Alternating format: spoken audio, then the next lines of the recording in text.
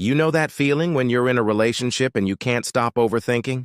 You text them, and if they don't reply in 5 minutes, your mind starts creating stories. Did I do something wrong? Are they losing interest? Is this the beginning of the end? It's like your heart is constantly scanning for danger, always on edge, always waiting for reassurance.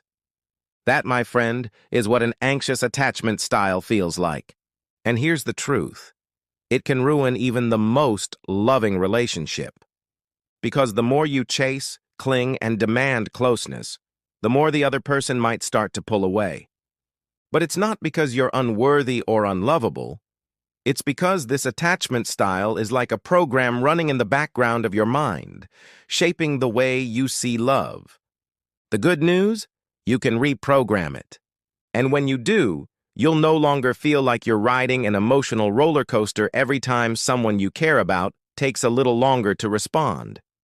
So let's break this down. Anxious attachment isn't just a personality quirk. It's a pattern that often starts in childhood. Maybe you grew up in a home where love and attention were unpredictable. Sometimes you got it, sometimes you didn't.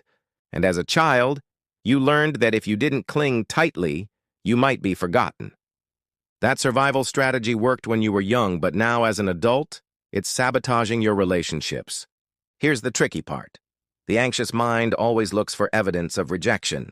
Your partner comes home tired and quiet, and instead of thinking, they probably had a long day, you think, they're upset with me. They go out with friends without inviting you, and instead of thinking, that's healthy, you think, they don't want me around. And every little sign becomes proof in your head that you're about to be abandoned. This constant scanning for danger isn't love. It's fear in disguise. And the only way to overcome it is to retrain your mind, rebuild your self-worth, and learn to feel safe even when someone isn't physically or emotionally close at every moment. The first step is awareness. You can't fix what you don't see. Start noticing your triggers. When do you feel that knot in your stomach? Is it when they take longer to text back? When they cancel plans? When they need space?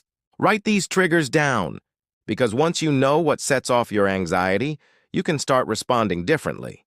The second step is to separate facts from stories. Your anxious mind loves creating dramatic narratives, but most of them are just guesses. Your partner being quiet might have nothing to do with you. Them wanting to spend time alone doesn't mean they don't love you. Before you react, ask yourself, what do I actually know for sure? What am I assuming? Most of the time, you'll realize you're reacting to assumptions, not reality. The third step is learning to self-soothe. For people with an anxious attachment style, the natural impulse is to get reassurance from others. But this puts your emotional well-being in someone else's hands. Instead, you have to learn how to calm yourself down. That might mean taking deep breaths, going for a walk, journaling, or even talking yourself through it. I'm feeling anxious right now, but that doesn't mean anything bad is happening. I am safe. I am worthy of love. The more you can comfort yourself, the less you'll depend on someone else to regulate your emotions. Now, here's something important. Overcoming anxious attachment doesn't mean becoming cold or detached. It means creating secure love, where you can feel close to someone without feeling like you'll lose yourself if they step away. It's about balance, closeness without suffocation, love without fear. Another key piece of the puzzle is building a strong identity outside your relationship. If your whole sense of worth comes from being in love, you'll always feel unstable. But when you have passions, hobbies, friends, and goals outside of your partner, you won't panic every time there's a little distance. Your life won't collapse because you'll have a foundation that's bigger than one relationship. And let's talk about boundaries. Anxious people often blur the lines because they're afraid boundaries will push someone away. But the opposite is true. Healthy boundaries actually create safety in relationships.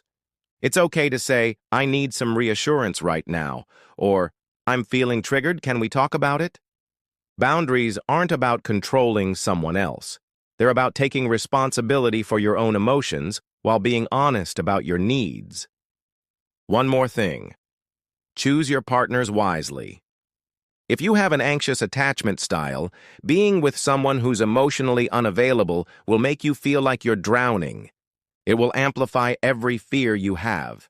Instead, look for people who are consistent, kind, and open with their feelings.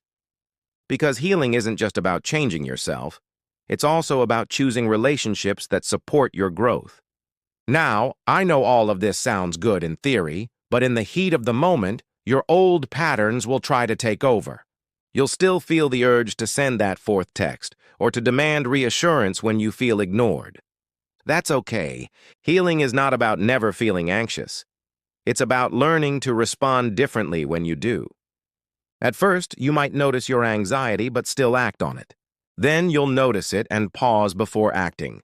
And eventually, you'll notice it, breathe through it, and choose a secure response. This takes time, but every step forward counts. The truth is, anxious attachment is not a life sentence. It's a learned pattern, and anything learned can be unlearned. The same mind that's been wired for fear can be rewired for trust. The same heart that's been waiting for rejection can learn to rest in love. But you have to do the work, even when it's uncomfortable. Imagine a future where you don't overthink every text, where you can enjoy your partner's company without needing constant proof that they love you, where you feel calm, secure, and confident in your worth, whether you're in a relationship or not. That's possible. It's not a fantasy. It's what happens when you learn to meet your own emotional needs first. And here's the beautiful part. Once you overcome anxious attachment, your relationships will feel lighter. There will be more laughter, more trust, and more space for genuine connection.